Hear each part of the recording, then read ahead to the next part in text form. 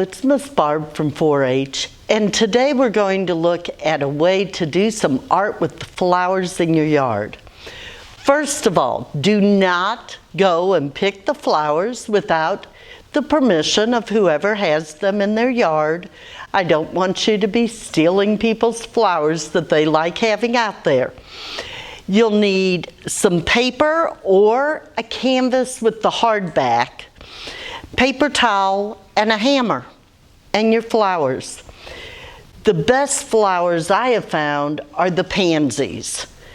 So I'm going to put one pansy down. I also have today a zinnia and a columbine. And the columbine I'm going to lay on its side. The others I'm laying face down on the paper. I'm going to cover them with the paper towel and then just bang away with the hammer.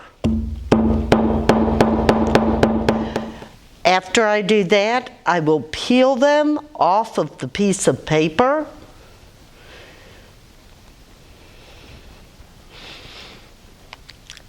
Some of them just fall apart when you hammer on them.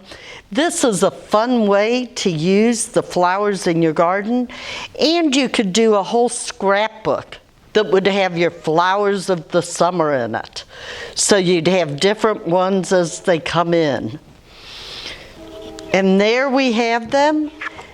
We get kind of a modern art look to it. And it's a fun thing to do, fun way to save the flowers of your summer, and it's a fun activity to get outside.